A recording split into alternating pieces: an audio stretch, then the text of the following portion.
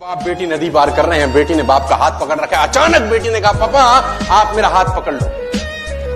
बाप ने कहा, एक ही बात है बेटा, तूने पकड़ रखा है मैंने पकड़ रखा है, इसमें क्या फर्क है? बेटी ने बोला, नहीं फर्क है पापा, मैंने आपका हाथ पकड़ रखा है, बहाव तेज हुआ तो छूट सकता है, आप मेरा हाथ पकड़ लोगे तो बहाव कितना ही तेज हो आप कभी छोड़ने वाले नहीं। You will never leave me. तो मैं आज आपको यह एश्योरेंस दे रहा हूं स्टेज के माध्यम से कि मेरा हाथ पकड़ना नहीं है, हाथ पकड़वाना। तब भी तंग करेंगे जब तुम्हारे अल्ले पल्ले कुछ नहीं होगा, और तब भी तंग करेंगे जब तुम सफल हो जाओगे। छोड़ेंगे साला तुमको ये, बस तुम पीछे मत हटना। देखो, जब तक सफल नहीं होगे लोग सफल होने नहीं देंगे, जब सफल हो जाओगे सफल रहने नहीं देंगे। लोगों को बहुत तकलीफ होगी आपसे। जब तक सफल होगे नहीं सफल होने नहीं देंगे, जब सफल हो जाओगे सफल रहने नहीं देंगे। बात गांठ बांध लो, अगर चुनौती आ रही है तो समझ लो दुनिया बदलने वाला काम कर रहे हो। अगर चुनौती आ रही है तो समझ लो दुनिया बदलने वाला काम, क्योंकि वे तो नौकरी में तो कोई चुनौती नहीं है। सुबह भिंडी ले गए, दोपहर खाई, शाम खत्म, कोई चुनौती नहीं है, मस्त जा मस्त आ। एक ही चीज बदलेगी रोज, तेरी सब्जी, और कुछ नहीं बदलेगा। मैं नकारात्मक नहीं हूं लेकिन सच्चाई बता रहा हूं। Job can only give you living my dear friends, network marketing can give you life.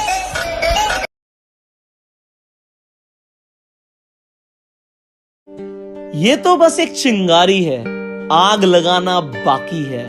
देख लिए जो सपने खुली आंखों से, उन्हें पूरा करना बाकी है। लाख आएंगी कठिनाइयां, मुझे पता है, मेरा इम्तिहान अभी बाकी है। खुदा को हो मुझ पे फक्र, अभी ऐसा कारनामा बाकी है। अभी तो नापी है जरा सी जमीन, पूरा आसमान फतेह करना बाकी है। जो लोग मुझ पर हंसे, जले या रोके मेरा रास्ता, उनके लिए मेरी जीत का तमाचा काफी है। मां मेरी खुशी से लगा ले मुझे गले, अभी वो काम करना बाकी है। नाम बताने की जरूरत ना पड़े, ऐसा नाम बनाना बाकी है। नींदों को छोड़ दिया मैंने अपनी, तुम्हें जगाना बाकी है। खौल रहा मेरा लहू जुनून से, दुनिया को हिलाना बाकी है। ये तो बस एक चिंगारी है, आग लगाना बाकी है। देख लिए जो सपने खुली आंखों से, उन्हें पूरा करना बाकी है। दोस्तों, मेरा नाम पुष्कर राज ठाकुर है और ये पंक्तियां मैंने तुम्हें इसलिए सुनाई है कि जो जुनून की आग तुम्हारे अंदर छुपी हुई है, दबी हुई है, वो बाहर निकले और जो लक्ष्य तुम हासिल करना चाहते हो उसे हासिल कर लो। आप जिंदगी में कुछ भी अचीव करना चाहते हैं, आप बहुत पैसा कमाना चाहते हैं, आप बहुत बड़े आदमी बनना चाहते हैं, अगर आपने शायद लगा दिया ना, शायद मैं जिंदगी में बड़ा आदमी बनूंगा, तो कभी नहीं हो। फेथ मतलब 100%, आर या पार। या तो विश्वास करो या बिल्कुल मत करो। क्या आपको अपने आप पे भरोसा है कि आप जिंदगी में बहुत आगे बढ़ेंगे? जब मैं अपने कॉलेज में था तो मैं लोगों को ऑब्जर्व करता था। काफी सारे लोग ये सोचते थे कि कॉलेज खत्म होने के बाद हमें एक अच्छी नौकरी मिले, और कुछ लोग तो डरते थे कि क्या हमें अच्छी नौकरी मिलेगी भी या नहीं मिलेगी। कुछ मेरे एक ऐसे फ्रेंड्स थे जो ये सोचते थे कि कॉलेज खत्म होने के बाद हम अपना एक बिजनेस शुरू करेंगे। उनके अपने प्लान्स थे और वो हमें अपने प्लान्स बताते थे। आज कॉलेज खत्म होने के कुछ सालों के बाद मैं उन लोगों को एग्जैक्टली देख पा रहा हूँ, और मैं ये भी देख पा रहा हूँ कि जो लोग बोलते थे कि हमें एक अच्छी नौकरी मिले, वो कहीं ना कहीं किसी ना किसी नौकरी में स्ट्रगल ही कर रहे हैं। और जो फ्रेंड्स ये बोलते थे कि हम अपना एक बिजनेस करेंगे, वो आज एक बड़ा बिजनेस कर रहे हैं। यहां पे ये चीज क्लियरली पता लगती है कि जो जैसा सोचता है उसे एग्जैक्टली वैसा ही मिलता है। आज अगर आपके पास दो चॉइस हो कि आपको बड़ा सोचना हो या आपको छोटा सोचना हो, तो आप क्या करोगे? आप बोलोगे कि मैं बड़ा ही सोचूंगा, बट ज्यादातर लोग ऐसा करते नहीं है। ज्यादातर लोग एक अपने एनवायरनमेंट के इन्फ्लुएंस में आके वो चीजें सोचने लग जाते हैं जो ज्यादातर लोग सोच रहे हैं, और ज्यादातर लोग बड़ा नहीं सोचते। ज्यादातर लोग एक छोटी चीज को लेकर सेटल हो जाते हैं, वो अपने माइंड को एक्सप्लोर नहीं करने देते चीजों को। आपको पता है आपका माइंड कैसे काम करता है? आपका माइंड आपको हर वो प्रॉब्लम का सॉल्यूशन देता है जो आप उससे पूछते हो। अगर आप अपने माइंड से पूछो कि मुझे एक जगह से दूसरी जगह जाना है और बीच में एक नहर है, और नहर सिर्फ 2 फीट की है, तो आपका माइंड बोलेगा कि आप आराम से जा सकते हैं। अगर यही नहर 2 की जगह 5 फीट की हो जाए तो आपका माइंड आपको बोलेगा कि आपको इसे जंप करके जाना पड़ेगा। अगर यहीं पे ये नहर की जगह एक बड़ी नदी हो तो आपका माइंड बोलेगा आपको एक बोट लेनी पड़ेगी और बोट से जाना पड़ेगा। अब अगर आप अपने माइंड से पूछें कि मुझे एक शहर से दूसरे शहर जाना है तो आपका माइंड बोलेगा आपको एक बड़ी बोट लेनी पड़ेगी। और अगर एक देश से दूसरे देश जाना हो तो आपका माइंड बोलेगा आपको एक बड़ा जहाज लेना पड़ेगा। और अगर आप उससे पूछो कि यही मुझे आधे टाइम में करना है तो कैसे होगा, तो आपका माइंड बोलेगा कि आपको एयरप्लेन से जाना पड़ेगा। आपका माइंड आपको हर प्रॉब्लम का सॉल्यूशन देगा जो आप उससे पूछोगे। अगर आप अपने आप से पूछोगे कि मुझे 10,000 रुपए कमाने हैं तो आपका माइंड आपको उसी तरीके की चीजें बताएगा जिससे आपको 10,000 रुपए महीना आ सकता है। अगर आप अपने माइंड से पूछोगे मुझे 10 लाख महीना कमाना है तो आपका माइंड आपको उसी तरीके से सॉल्यूशन बताएगा कि इस तरीके से तुम 10 लाख कमा सकते हो। और अगर आप बोलोगे 10 करोड़ कमाने हैं तो उसी तरीके से आपका माइंड चलता है। आप जैसा सोचते हो वैसा ही होता है। अगर आप अपने आप से सही सवाल पूछना शुरू कर दोगे और सबसे पहले तो ये विश्वास करना शुरू कर दोगे अपने आप पे कि आप जिंदगी में कुछ भी अचीव कर सकते हो, कुछ भी ऐसा नहीं है जो आप नहीं अचीव कर सकते। आप ये सोचना शुरू कर दो एंड बिलीव करना शुरू कर दो अपने आप में, बड़ा सोचना शुरू कर दो तो आपकी जिंदगी में एक जादू हो सकता है। मैजिक ऑफ थिंकिंग बिग इस तरीके से काम करता है कि आप बड़ा सोचो, जल्दी सोचो। धीरू भाई अंबानी कह के गए हैं कि बड़ा सोचो, जल्दी सोचो, क्योंकि सोच पे किसी का हक नहीं है। देखो, आप लाइफ में वही अचीव करते हो जो आप सोचते हो और आप में वो सोचने की शक्ति है जो आपने अभी तक नहीं सोचा। तो आप वो हर चीज अचीव कर सकते हो जो आपने आज तक अचीव नहीं करी है। गो self made, do your best.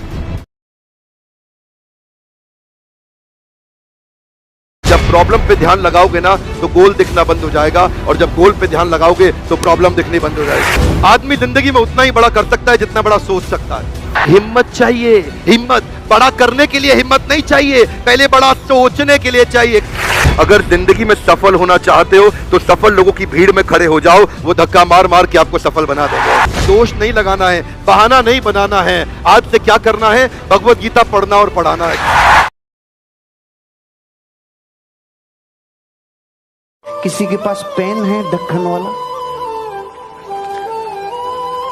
Thank you sir. इन दोनों हिस्सों में से 95% वाला हिस्सा कौन सा है? ये वाला है। 5% ये वाला है। पूरी दुनिया में रात दिन रगड़ता कौन से वाला हिस्सा है? शाई किसकी खत्म होती है? प्रेशर किस पे पड़ता है? सारा काम ये करता है ना, फिर शाम को इसके ऊपर विराजमान कौन होता है? 5%। और अभी भी काफी नहीं है। जब दुनिया को दिखाने की बारी आती है तो कौन सा दिखता है? अब आपको अगर इसके बाद भी ये तड़प पैदा नहीं हो कि मुझे 5 में रहना है कि 95 में, तो आपका शनि भी कुछ नहीं बिगाड़ सकता। इसलिए दुनिया में कोई आपकी समस्या नहीं है, खुद के अलावा कामयाबी को कोई माइका लाल रोक नहीं सकता। अगर आप कामयाब जीवन में हो नहीं रहे हो तो आप ही वजह हो, दूसरा नहीं है, आप ही हो, कोई दूसरा नहीं है। अरे कोई वस्तु दूसरे वस्तु में हस्तक्षेप नहीं कर सकती, यह धरती का अनमोल नियम है। आप अपनी जिंदगी की बीमारी खुद बन जाते हो। सेल्स की दुनिया में जिसने खुद को जीत लिया वो हर समस्या को जीत लेता है। जब कोई इंसान ठानता है तो विज्ञान दांतों तले अंगुली दबाती है। सबसे पहले विज्ञान दांतों तले अंगुली दबाती है। दुनिया में सबसे ज्यादा वजन किसने उठाया? तो लोग आंसर देते हैं जो वेट लिफ्टर होगा उसने उठाया। नहीं, उस मां ने जिसका बच्चा मिनी ट्रक के नीचे दब गया, सेकंड्स लगे और उठा दिया मिनी ट्रक को उस मां ने, जो 20 किलो वजन नहीं उठा सकती। साइंस के पास जवाब नहीं है। क्यों? ठानना पड़ेगा का फार्मूला ना केमिस्ट्री में है, ना बोटनी में, ना जूलॉजी में, ना अर्थशास्त्र में, विश्व की किसी किताब में ठानना पड़ेगा का फार्मूला नहीं। सबसे तेज कौन दौड़ा? तो पूरी दुनिया बोलती है जिसने बहुत तेज दौड़ने की प्रैक्टिस सालों से की होगी। अरे वो दौड़ा जिसके टांगे नहीं थी और रोड से दौड़ा, वो दौड़ा। क्यों? बच्चा कैंसर से मर रहा था। विज्ञान कहती है 9 डेसिबल से ज्यादा दर्द इंसान के हो जाए तो मर जाता है। और गर्भवती मां अपने बच्चे को जन्म देते टाइम 12 डेसिबल दर्द सहन कर जाती है। जवाब नहीं है विज्ञान के पास। ये कैसे पॉसिबल है? ये कैसे हो सकता है? अनबिलीवेबल। हम कह रहे हैं ना, ठानना पड़ेगा का उत्तर पूरी दुनिया में अगर किसी के पास है तो वो भारतीय दर्शन के पास है और विश्व की कोई मैथमेटिक्स में नहीं है। ठानने से वो हो जाता है जो हजारों हजारों सालों में साइंस नहीं देख पाती। एक लात किसी के कई सालों पहले साउथ अफ्रीका में मारी गई। किसी को यह नहीं पता था कि यह लात इतनी भारी पड़ेगी कि वो आदमी ठान लेगा, तुमने ट्रेन से लात मारी है, मेरे देश से लात मारूंगा। ठान लिया, ठान लिया। जिंदगी में जब ड्रीम जागता है, जब डिसीजन की पावर जागती है, जब डेस्टिनेशन पुकारती है, तो अंदर से कुछ ठानना चालू होता है। अंदर से रात को 3-3 बजे अंगुलियों में खून आ जाते थे ठंड में। सचिन तेंदुलकर के ये हिस्सा किसी ने नहीं देखा। सारी दुनिया को सिर्फ फिनिश प्रोडक्ट पता है। क्रिकेट का भगवान, अरे बना कैसे? रातों प्रैक्टिस, ठाना। अमिताभ बच्चन 400 करोड़ माइनस, यहां से अर्श से सीधा फर्श पे, फिर जिंदगी में ठाना और फिर उठ गया। ये ठानने की जो फिलोसॉफी है ना, ये बेचने वालों को पता चलने के बाद बहुत आगे जाते हैं। ठान सकते हो, ड्रीम देख सकते हो। अरे क्योंकि काम कारण के बिना होता नहीं है। मैं आपको बताऊं, इस दीवार को तोड़ो, और तरीके और बताता हूं। इसको सब्बल से, हथौड़ों से, बुलडोजर से तोड़ो। आप तोड़ेंगे भाई साहब? और तरीके भी बता दिए तो भी नहीं तोड़ेंगे। और मैं आपको बोलता हूं, जो तोड़ेगा उसको 100 करोड़ रुपए उधर रखा है वो पहले मिलेगा। अब तरीके पूछोगे मुझसे आप? चाहे कोई पत्नी को लाके तोड़े, कोई बाठे से तोड़े, चाहे कुछ भी करे, तोड़ेगा कि नहीं? पहले कारण नहीं था और अब ठानने का कारण 100 करोड़ फोड़ रहे भाई, फोड़, कारण हो गया।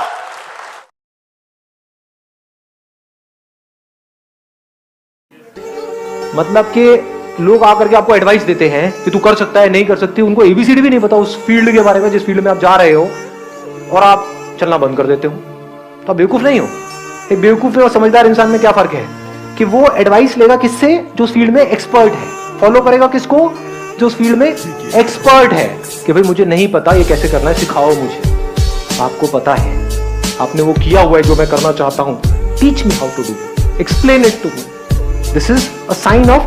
मैंने अपने पहले भी सेशन में ये बात बोली थी, आज दोबारा से बोलूंगा क्योंकि ये बात समझनी बहुत इंपॉर्टेंट है। 90% से ज्यादा लोग लाइफ में इसलिए नहीं फेल होते हैं कि वो बहुत बड़ा सोचते हैं और उसको अचीव नहीं कर पाते हैं। वो इसलिए फेल होते हैं क्योंकि वो बहुत छोटा सोचते हैं और उसको अचीव कर लेते हैं। तो टैलेंट से कुछ नहीं होता है।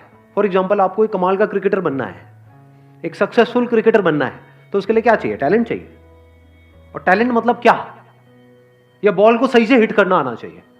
अगर आपको एक अच्छा बैट्समैन बनना है तो क्या चाहिए? वहां पे टैलेंट चाहिए, प्रैक्टिस से। तो क्या ये टैलेंट है या स्किल है जिसको डेवलप किया जाता है? तो पहले इस वर्ड को ठीक करो अपनी डिक्शनरी में। टैलेंट कुछ नहीं होता है ना। टैलेंट जब होता ही नहीं है तो उसको पहचानेंगे क्या? तो आपकी एक बहुत बड़ी प्रॉब्लम सॉल्व नहीं हो गई यहां से कि अब अपने टैलेंट वैलेंट में दिमाग लगाना ही नहीं है। किस में दिमाग लगाना है? इंटरेस्ट में।